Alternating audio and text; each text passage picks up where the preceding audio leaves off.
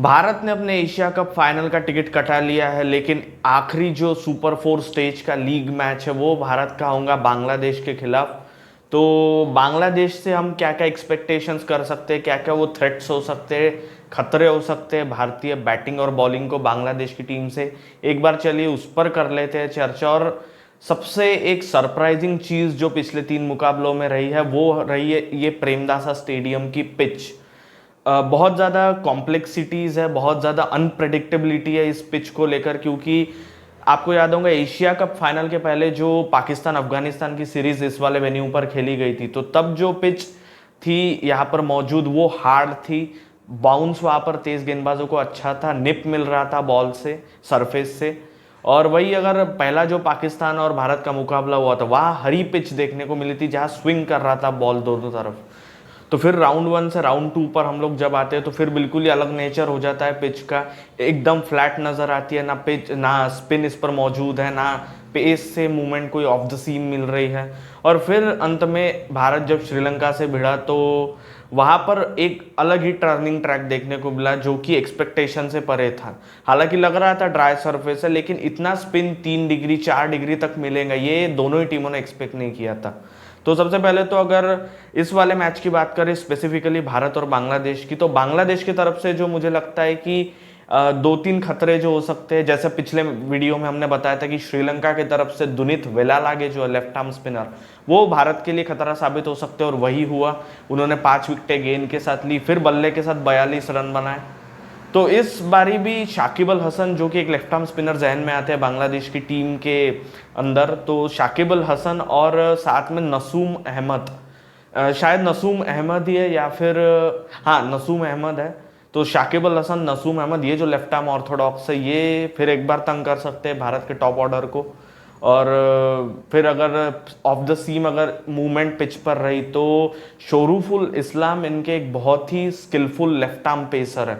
तो और left arm pacers के खिलाफ तो वैसे ही भारतीय टॉप ऑर्डर्स की थोड़ी सी वो अनबन सी रही है, जहां पहले मैच में भी पाकिस्तान के खिलाफ शाहीन ने बहुत तंग किया था, उससे पहले ट्रेंट बोल्ट, मिचेल स्टार्क, ये हम रिकॉर्ड सब जानते हैं। तो शोरूफुल इस्लाम जो है वो भी कुछ इसी सिमिलर तरह के बॉलर है, मिचेल स्टार्क, ट्रेंट बोल्ट और शाहीन की तरह, जो कि एक लाइन पकड़ के रखते हैं। हालांकि पेस इनके पास उतना नहीं है, लेकिन लाइन टू लाइन डालने के लिए ये जाने जाते हैं। तो अगर बैटिंग की बात करें बांग्लादेश की, तो फिर लिटन दास, ऊपर से मेहंदी हसन मिराज, बीच में शाकिब अल हसन और फिर नीचे आके मुशफिकुर रहीम, ये जो 4 एक्सपीरियंस प्लेयर्स है बांग्लादेश की टीम के, ये कहीं ना कहीं इस वाले सरफेस पर अच्छे बैटिंग का प्रदर्शन कर सकते हैं। क्योंकि हम जो एशिया की टीमें हैं, बांग्लादेश, श्रीलंका, पाकिस्तान, इंडिया, इन्हें इस तरह की पिचेस पर खेलने की अब आदत सी हो गई है। तो आप ये भी पकड़ करके चलिए कि अगर इनकी विकेटें भारत जल्दी नहीं लेता, बांग्लादेश के टॉप ऑर्डर की खास करके, तो फिर ये तंग कर सकते हैं, ये कॉम्पिटिटिव टोटल बोर्ड पर सेट कर सकते हैं। अब भारत की अगर हम एक बार बात करें बैटिंग और बॉलिंग की, तो बैटिंग में तो पिछले मैच में थोड़े से प्रश्न चिन्ह उत्पन्न हुए, इस्टेब्लिश हुए, क्योंकि पिछला जो पाकिस्तान का उससे पहले जो मैच हुआ था वहाँ तो 356 बोर्ड पर लगा दिए थे, हालांकि वो फ्लैट पिच थी। लेकिन फिर पिछले मैच में जैसी थोड़ी सी टर्न और मदद मिलनी शुरू हुई गेंदबाजों को, तो फिर वहाँ निहत्ते नजर आए भारतीय बैटर्स। तो इसलिए इस वाले मैच में देखना बहुत इंटरेस्टिंग होगा कि अब इंडियन बैटर्स किस तरह कमबैक करते हैं वो पिछले वाले मैच की डिफीट से। और वही अगर गेंदबाजी की बात करें तो गेंदबाजी तो अभी ऑन सॉन्ग शुरू है, जहाँ पहले 10 ओवरों में जसप्रीत बुमराह, मोहम्मद सिराज आके विकेटें निकालते हैं, फिर बीच में हार्दिक पांड्या और कुलदीप यादव अपना जलवा बिखेरते हैं, और फिर आखिर में जाने की तो अभी तक परिस्थिति आई ही नहीं है। तो बॉलिंग भारत की बिल्कुल अभी टॉप ऑन द पीक शुरू है, अभी बैटिंग पर थोड़े से प्रश्न चिन्ह हैं, लेकिन इस वाले मैच में वो भी क्लियर हो जाएंगे ऐसा मुझे लगता है। अब चलिए एक बार दोनों टीमों की प्रोबेबल प्लेइंग 11 जो होने वाली है उस पर एक गौर फरमा लेते हैं कि कौन कौन से खिलाड़ी होंगे जिन्हें मौका मिलेगा इस वाले गेम में। तो अगर मैं सबसे पहले भारत की बात करूं तो भारत के तरफ से तो बिल्कुल क्रिस्टल क्लियर है, रोहित शर्मा, गिल आपको ओपनिंग में मिल जाएंगे, केएल राहुल, विराट कोहली और ईशान किशन मिडल में आपको मिल जाते हैं, फिर आखिरी में हार्दिक पांड्या, रविंद्र जडेजा, अक्षर पटेल, और फिर गेंदबाजी में कुलदीप यादव, जसप्रीत बुमराह और मोहम्मद सिराज।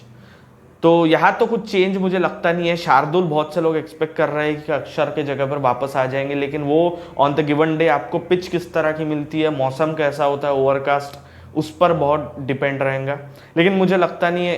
लग नहीं रहा कि अभी शार्दुल वापस आएंगे, क्योंकि पिछले मैच में वो अक्षर ने 15-20 रनों की जो पारी खेली है, तो उसके चलते मुझे लगता है कि भारत के जो इंडियन जो टीम मैनेजमेंट है वो उनको 1 या 2 मौके और देना पसंद करेंगी। अगर बांग्लादेश की टीम की जहाँ तक बात है तो यहाँ ओपनर्स मोहम्मद नईम जो कि यंगस्टर है, बिल्कुल बहुत कम एक्सपीरियंस है, मेहंदी हसन मिराज, इनको हम में से कोई भी नहीं भूल सकता, क्योंकि जो पिछला ओडीआई सीरीज जो भारत हारी थी बांग्लादेश जाकर, इनमें उनका बहुत बड़ा हाथ था। तो 3 नंबर पर फिर लिटन दास मिल जाते हैं, बीच में शाकिब अल हसन और मुशफिकुर रहीम, फिनिशिंग ऑर्डर में तौहीद हृदय एक नए खिलाड़ी है, शमीम हुसैन उनके साथ पेयर बनाते हैं, और फिर नसूम अहमद एक लेफ्ट आर्म स्पिनर जिनकी मैंने अभी बात की, और आखिरी में फिर 3 पेसर्स के साथ बांग्लादेश उतरेंगे ऐसा मुझे लगता है, जो कि होंगे तास्कीन अहमद, लेफ्ट आर्मर शोरूफल इस्लाम और हसन महमूद। ये 3 पेसर्स हो सकते हैं जो बांग्लादेश पिक कर सकता है इस वाले मैच के लिए। कॉन्टेस्ट कौन कौन से हो सकते हैं इस वाले मैच में? जैसा पिछले मैच में हमने प्रेडिक्ट किया था कि दुनित वेलालागे बहुत तंग करेंगे, वैसा ही हुआ। तो चलिए इस बार भी कुछ 2-3 प्रेडिक्शंस कर देते कि कौन से वो थ्रेट्स हो सकते हैं जिनसे भारत को बच के रहना पड़ेगा बांग्लादेश के खिलाफ। तो सबसे पहले अगर मैं बात करूं तो शाकिब और नसूम अहमद ही मेरे नज़रिए में आते हैं कि 2 लेफ्ट आर्म स्पिनर्स है, 2 डिसेंट लेफ्ट आर्म स्पिनर्स है जो कि लाइन टू लाइन गेंदबाजी करते हैं। तो भारत के टॉप ऑर्डर को इस बार भी इनसे बचकर रहना पड़ेगा। तो ये कुछ प्री मैच एनालिसिस के फैक्टर्स थे, कुछ स्टिंग्स थे जिन पर मुझे बात करनी थी। तो उम्मीद करते हैं कि भारत इस बार जीत की हैट्रिक लगा देंगे, जैसे पहले पाकिस्तान फिर श्रीलंका, अब बांग्लादेश की बारी होंगी, और एशिया कप के फाइनल में फिर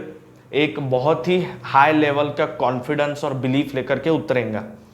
तो ठीक है, मिलते हैं अगले वीडियो में भारत के खिलाफ जो भी टीम उतरेंगी एशिया कप फाइनल में उसके प्री मैच एनालिसिस के साथ।